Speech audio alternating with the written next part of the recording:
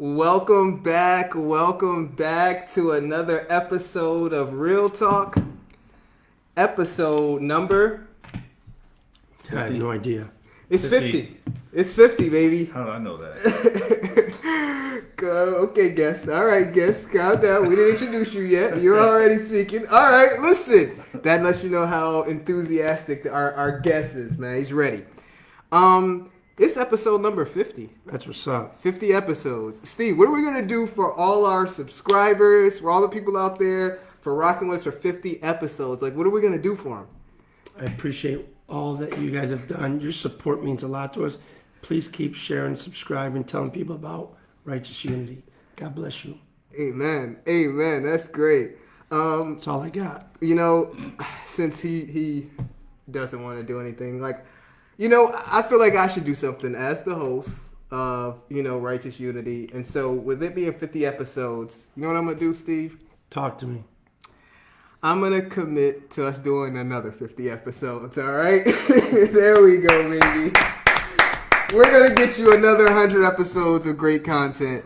So, continue. As my co-host has said, man, for all the comments that's been laid out there, we appreciate it. We appreciate you rocking with us for 50 episodes, and we're going to do 50 more, By then, maybe we'll give out some free shirts or something, but, more subscribers, and then we can do more freebies. But, anyways, Ghost, how was your week, man? I haven't seen you in a week. How's everything been? Fantastic. Right. It wouldn't be an episode of Reeeal Talk unless you said that. But anyways, fantastic. As you all can see, we have a guest here. And you know how we normally do some of our series where we bring up some guests to be able to walk through experiential things that they've gone through as being a believer. And we walk through their experiences and share their experiences to be able to, help those who are watching, be able to provide some edification and really try to be as vulnerable as we can to really work through topics that, maybe aren't discussed from the pulpit. And that was our whole reason of doing Reeeal Talk. We understand this isn't a Bible study. We understand that it's not what you get on a Sunday morning service. But for those people who are still in the pews who are like, I got a question about that though. Mm-hmm. Like, or why didn't he address this more? Or what about those cravings? He just said a one-line answer. Or, right.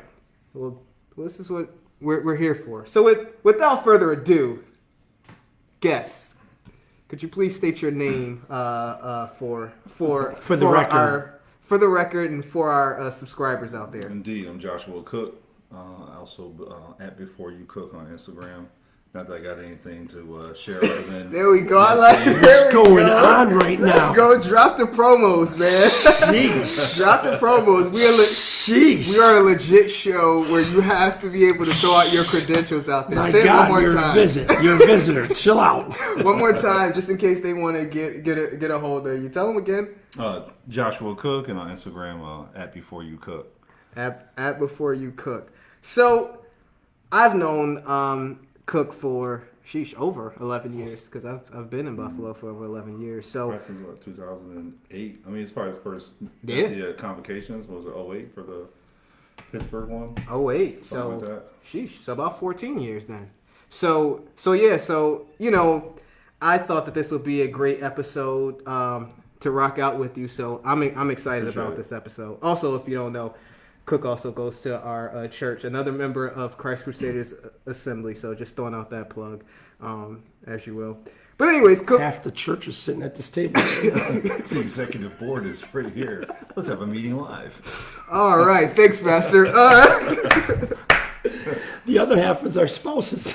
That's the full church. All right. So, Josh, I'm going to call you Cook for the rest of the episode. Yeah, sure. Cook, we always start off when we bring a guest by allowing them to walk us through like their profession in Christ or how they became saved. As much information as you want to discuss on, how you were before that time and what transpired in your life that made you want to put your faith in the atoning work of Jesus Christ. Yeah, for sure. So I was raised in a pretty, staunch Christian home, if you will, as far as just that background.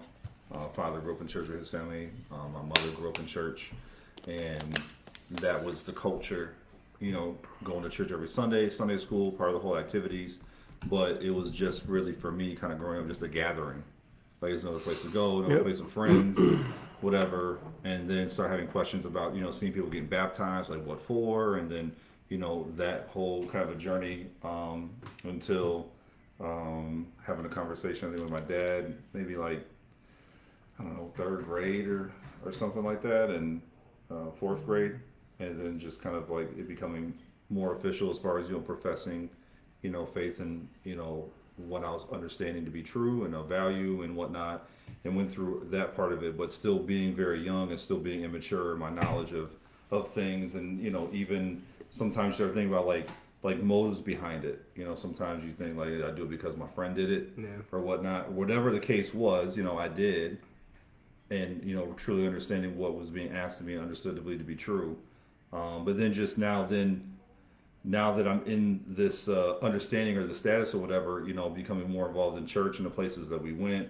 We moved around a lot, different churches, so always in different church communities, different ways of thinking of what things are. Leaving churches because of disagreement about stuff, in our travels and whatnot, and then a very long phase of just kind of slowly ignoring what I perceived to be of truth and just kind of living my own selfish indulgences and indulging in what I enjoyed, which was nothing that was pleasing to God, for a good season of my life, if you will. So how much of the season are we talking? Are we talking NFL season, like 1 year, or are we talking some years? Maybe an NFL running back career.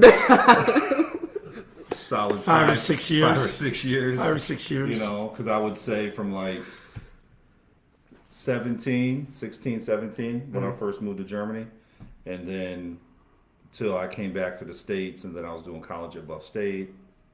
Just single. I was staying with my grandparents, and then it wasn't maybe until a couple of years before I started coming here that the church I started to go to really, as I was becoming more involved in hearing things and then building around men of character and whatnot, that really kind of like really challenged like where I'm at in my life and like why am I continuing this trajectory, and then we started to really chip away at those things, if you will.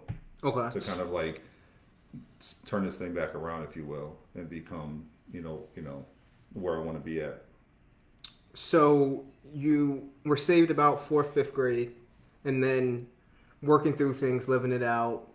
Got a period in your life where, in college,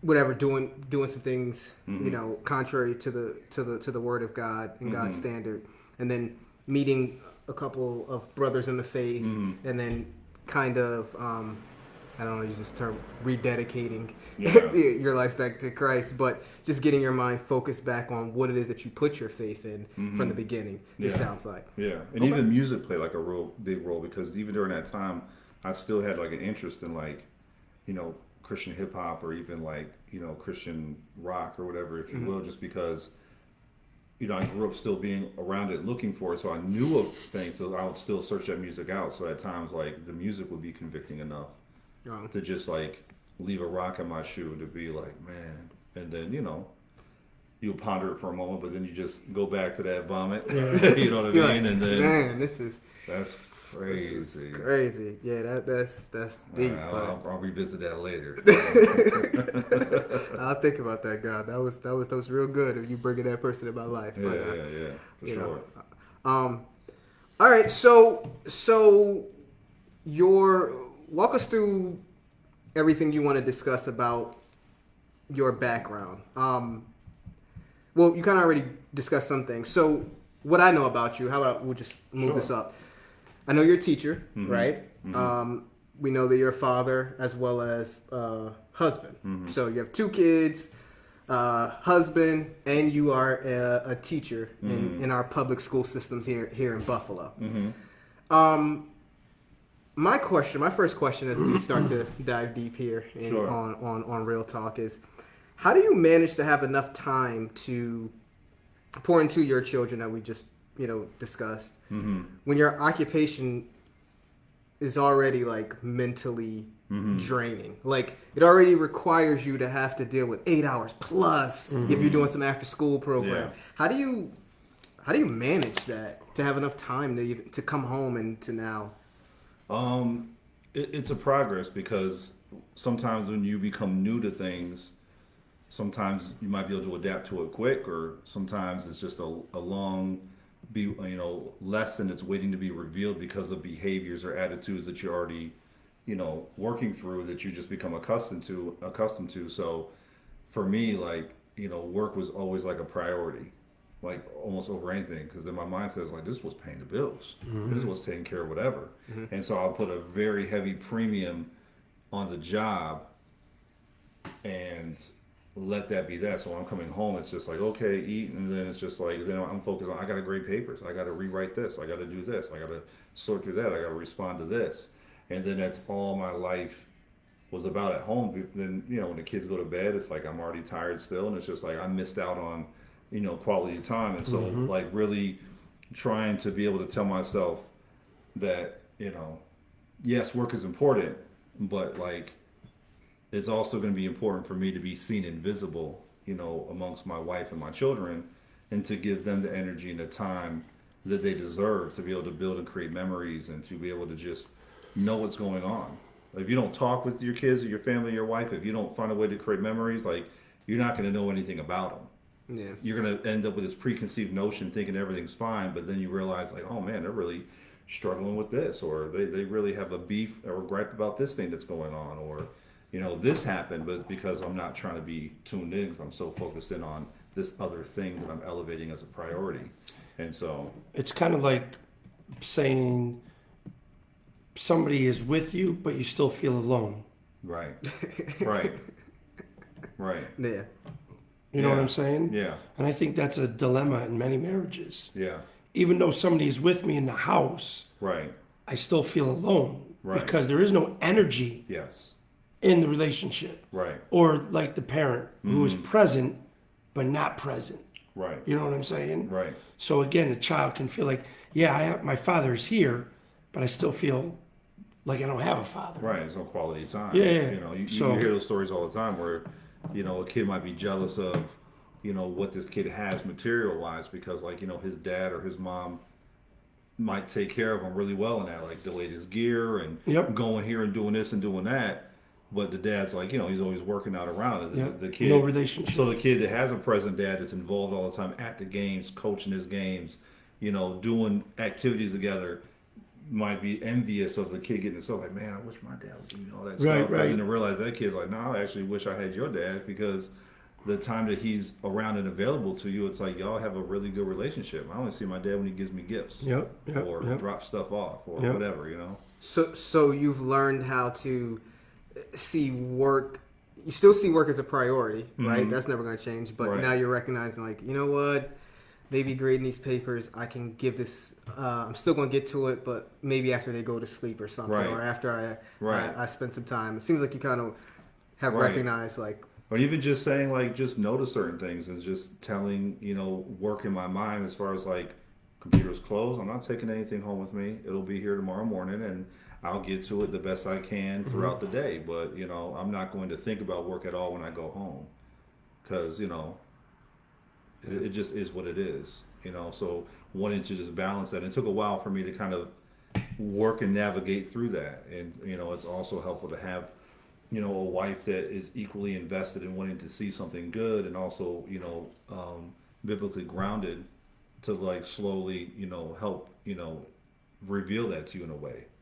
You know what I mean? That's not like the overly nagging and just wanting to, but just finding a way to get you to see yourself, if you will. Keep something You know what I present mean? before you And without then making it's it. just like, yeah, and it's just like, it's because they knew how to communicate that in a way that was gentle and good, because they know that, forward thinking, like, if I attack it this way, it's going to be a lot of contention, and it's going to be a lot of misguided efforts to where, whatever might be going on. So it took a while for that, because it is a draining job. You're literally talking and being active all day to 25 young kids, and doing one-on-one sessions, and dealing with their emotional, social things that are going on, and trying to get them to academically understand something.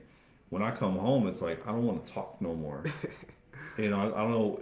I think there's a statistic out there as far as like average men that speak so many words a day, they kind of exhaust them, whereas women have like a higher limit of like words of talking or whatever.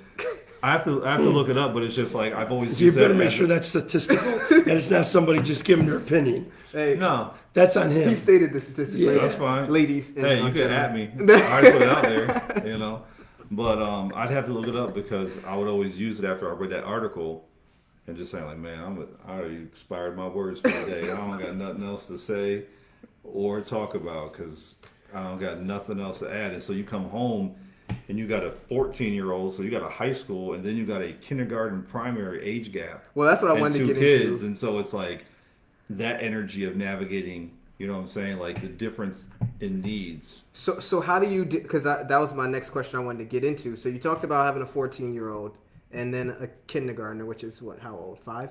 Yeah.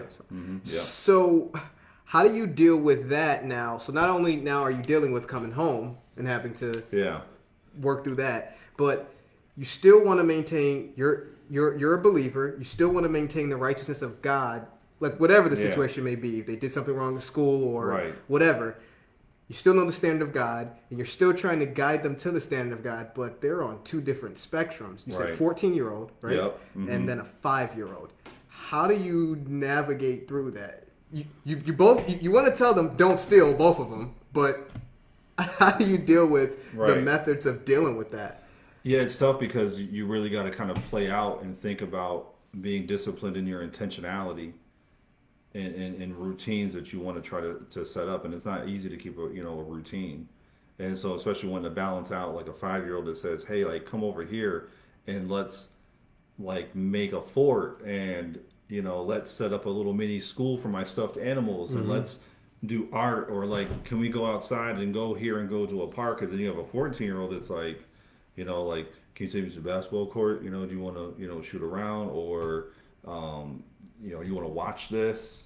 Mm-hmm. You know what I mean? Because, okay, I can watch Disney with her, but it's like, you have a high schooler that's like, wants to watch something might be a little bit more mature that's not for a kindergartner. So it's like navigating and trying to balance that out. And there's many times I failed, at that, but I think it's just important to be structured in a way to where you want to try to have some kind of a routine and letting those things play out and being available for both.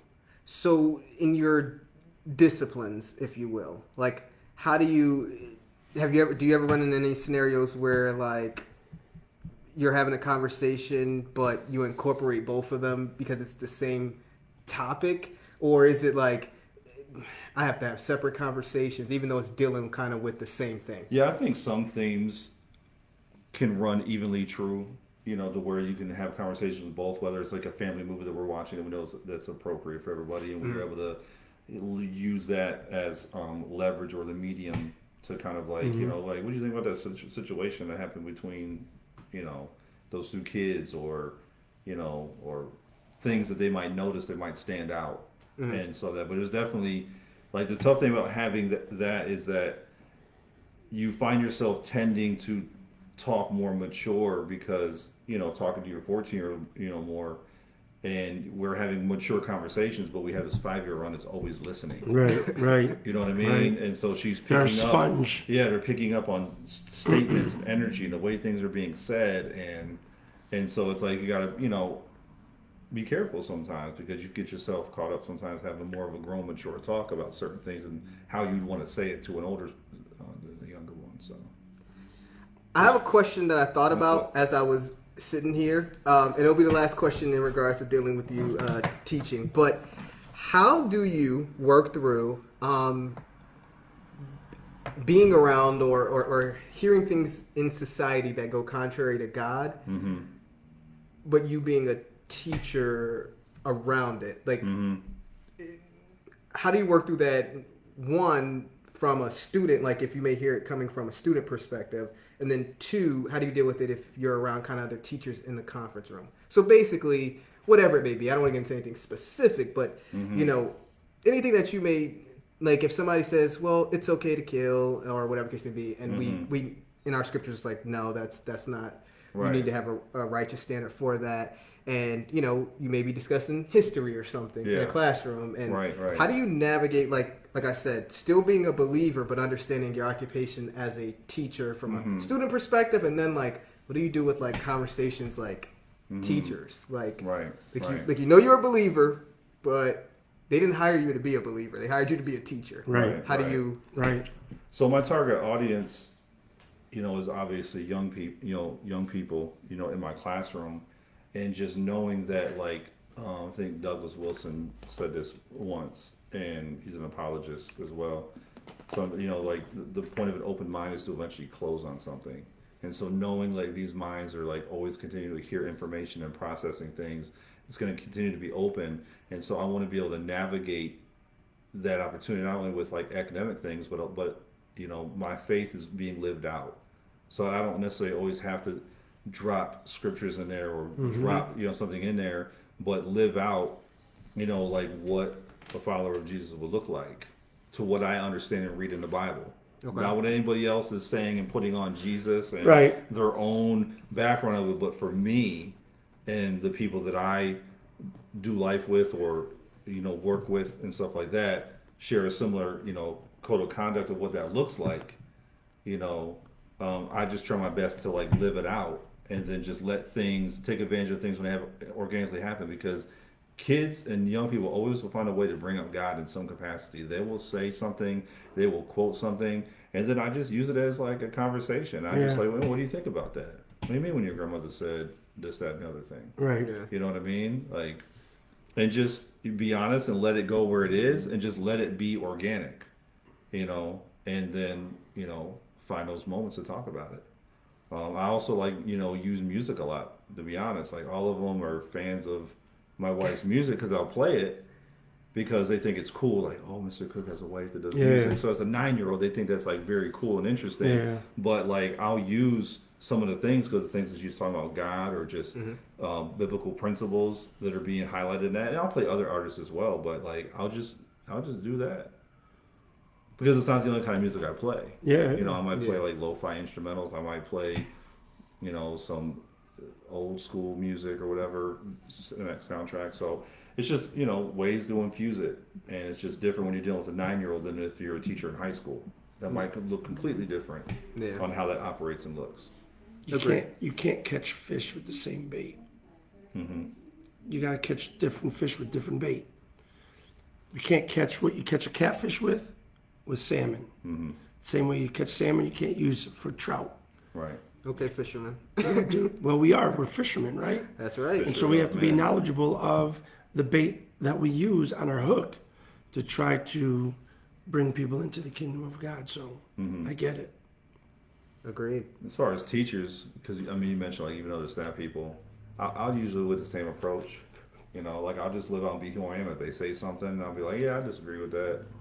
You know what I mean? Or, and just state my point. But but once that's done, it's business as usual for me. Like I'm not feeling any kind of way that I disagree with them on something. Yeah. Because, I work with mostly women in the marketplace of education, There's a lot of different ideas and thoughts on how they think things look and how they perceive life. Sometimes you may never know until you talk to them. It's like, oh, I didn't know you thought that way. Be low-key hiding. Yep. Understood. All right, so listen, having the responsibility to lead your family, being the man, being the head of the household, being the head of the woman, listed out in 1 Corinthians. What are some of the struggles you've encountered with this, understanding this responsibility? I would say the concerted routine and consistency of like involving the discussion or even just the topic of God being a regular routine in different aspects of the household, and just like really making a point to being like, no, like, oh, you forgot we praying. I'll just, get up in the morning and go throughout whatever, my wife would set up a thing where like you have those daily breads, and then we would have like, Isaac read it to Bella in the morning, like while you're eating breakfast, read that, whatever, and you'll see pockets of this, or You know, Isaac would, at times would, we have him read just because, hearing a different person read it, the Proverbs, because every day you can read a different proverb Yep. for the whole month. For You the know what I month, mean? yep, So it's yep. just like, hey, today's the 30th of May, 31st of May. So read Proverbs. You know 31. what I'm saying? Whatever. And so have that be those things, but not really. You see it not happen for a few days, and then it's a week, and then you just get caught up in your own selfishness of your routine. So for me, I think would just be like a challenge and something that I know I need to continue to face is the strength of being adamant about something like, hey, Yeah. we're missed doing that, and hey, I don't care how you feel about it. Take 5 minutes, read a daily bread, or us reading it together, or even just making it make a point. We pray for a minute, just 1 minute. It don't take long, Right. You know what I mean? So before we depart our day. So I would say just the mental discipline and stamina to just not let things slide by and just become content with, Right. with new routines. I think I think somebody should take that thought process and apply it in all aspects of their life. Yeah. And everything. Effort is the material necessary to build your future. I didn't hear that last part because your voice was freaking out, but Effort sound good. is the material that builds your future. Feel you. Mm-hmm. Thanks. He's been dropping little proverbs here and there. That's what he's been doing this show. Steveisms, Little dose here. I just want to say real quick. Formanisms. Watch out for the water that goes up the stream. All right, go ahead, Jack, with the next question. I would never say something that stupid, ever. And after we've just heard that from you, we want to thank you and all of our listeners. We are now much more stupid. It was a joke. Anyways, listen. I want to get to this last thought process of a question of dealing with like vulnerability. We talked about you being a teacher. We talked about you having children. Mm-hmm. We really haven't discussed much about marriage and in that routine. Do you feel like at any time that you like daily that there's a daily fight of sacrificing your time between your marriage and your kids? And depending upon how you answer, I'll have a follow-up to that. As far as like being a daily fight, I just think sometimes it ends up seeming like the quality of time is very inconsistent. Between you and the wife. Yeah, and even the kids, because it's yeah. like, as far as like, the struggle of balance, because it's just like when you come home, it's like, it's not like you and your wife can just go off and have conversations. It's like, you got 2 kids, and it's like, you're doing meals and you're catching up with homework and what's going on. Taking my son to his jiu-jitsu classes twice a week, and then, you know what I mean? Just these different routines. And so by the time everything like settles down, like we make it a point to put our daughter to bed at like 7:30 every night. It used to be 6:30 because she needed her rest. She doesn't need to be up all late hours of the night, and just needs to understand like when bedtime is bedtime. But also it's like, okay, it gives us like, okay, we have the rest of the night. Yeah. You know what I mean? And then having an older son, it's like they can find themselves doing something independent, until they go to bed. But even still, there's a need there as far as like, like, hey, this is a chance to have one-on-one time because, a kid can be so much more demanding. So it's like, hey, let's watch this show we've been watching, or hey, actually the basketball game's on there. Let's watch some of the basketball game. Mm-hmm. And so then, then by the time that goes, it's like 9:30. You know what I mean? It's just like, by the time you reach that point, it's like, okay, what energy do you have for your spouse for an extra hour of like conversating, or just wanting to really, tap in with like how things are going, or, making plans like, hey, we said we need to talk about this. Like, let's talk about it. Like, man, I'm so tired. Like, I don't have the energy to focus to have that conversation. I went over homework with this one. I went there, had a discussion with that one, and now I've you been want to driving talk. all around city, picking up doing this, and then her equally doing the same thing. Like, she had this meeting, she drove over here for this meeting, she did a workshop, she's on a Zoom call. You know what I mean? She's doing all these things, so it's like we're equally. How do you find the time, sir? Like, how do you find the time to say, all right, wifey, me and you, we're just going to lock in? Just being intentional, and then being sacrificial in knowing that you might miss out on quality time that you feel like you need to get done, or something needs to happen, and just knowing that like I'm just gonna have to live with that. You know what I mean? Like, just times where I tend to just like, she knows like there's always things that she could do. Because when you're running your own business, it's not just not something. It's not like you clock out. It's like there's always things to do, emails to get back to, because you are HR, you are this. You might have a person or two helping out with stuff, but you are all these things. Yeah. And so I got to finish writing a grant, or I got to update this, or whatever it is. You know what I mean? So on her end, it's like, okay, I know I got to do these things, but I know like we need to have, you know, a moment. So whether it's like the weekend and make a point to like go out twice a month at least twice a month, you know, like every other week. Try to get our daughter to stay with her godmother. Isaac is old enough where he can be home by himself, or he goes with a friend. And just be intentional, even if it's just driving around, because like we don't want to spend all this money to go out to eat. So even if it's just like, hey, we're gonna drive around and listen to music and we're gonna get some dessert. That's cook right there. That ain't nothing but cook. That is cook. That's cook. This is real talk, and that's cook. Cook. Right, I ain't going to a restaurant, but we're gonna drive around and kick it, and we'll get some ice cream, and we'll talk. That's cook. And some nights it is a nice restaurant, but it ain't. You know, I'm playing that out. But being intentional with those moments, but even the moments is in the house where it's not that. Just saying like, I could get this work done, organized, but you know what? You know, it's 9 o'clock.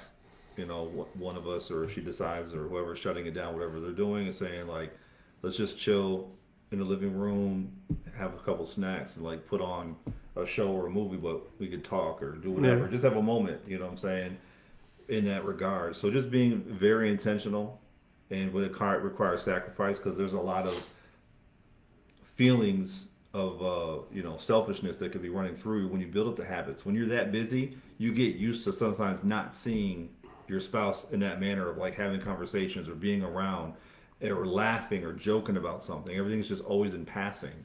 And so you can build up this selfishness to where it's just like, well, I know she's going to be working on stuff, or I know he's going to be doing whatever. And then so we're in our own space sometimes. And so I'm, you know, doing some grades, or having a conversation with somebody, or doing something else, and then watching something downstairs, and then she's up, you know, in her office doing the things that she does, you know what I'm saying?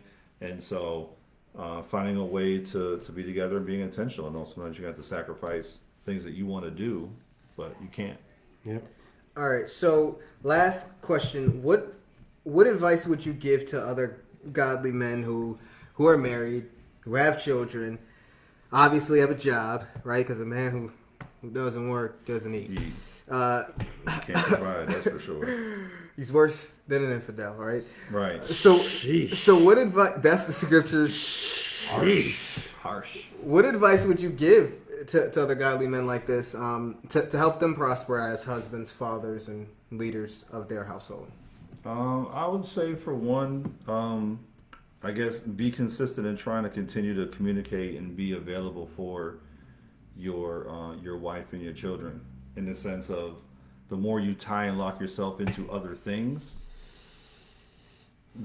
can slowly draw you away from the activities of being intentionally open to your family and communicating and being with them. You can easily get drawn away into other activities. You know, now it becomes one night where it's like you have a hobby. It's just like, hey, I joined this axe throwing league, and they meet every Thursday night.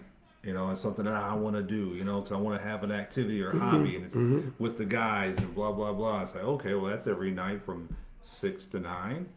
And then it becomes like, hey, like I, you know, have this group that I'm part of, and we do this thing, and it's on Mondays, and it's, you know, this thing, you know what I mean? And then next thing you find yourself being pulled away, because, you know, friendships is an important part of life as well. Like, you know, it's not just your family, which is your priority, but, you know, friendships are an important part of things. And if you find yourself now like engaging more over there with friendships, there's nothing wrong having strong, good quality friendships, but if it becomes where it's like your time is being more tied to that, you become less available to your family. You have less opportunities to want to be a part of creating intentional memories, being there for the little things, even if there's nothing going on. And so I've not groomed myself, but I've always been happy with just being around, even if there's nothing going on. It's just like when I'm with my family, everybody's good, and you know, they're just chilling. Even if nothing special is happening, it's like, but I'm here and I'm happy to be here. Right. You know what I mean? And like, you know, I'll find my fun time to do stuff, but being happy to be with your family and not looking for reasons to be away from your family. And I think really just honing in on that and finding out, are there things that's drawing me away from my family? Like, yeah, it might be exciting to do these things, but at risk of what?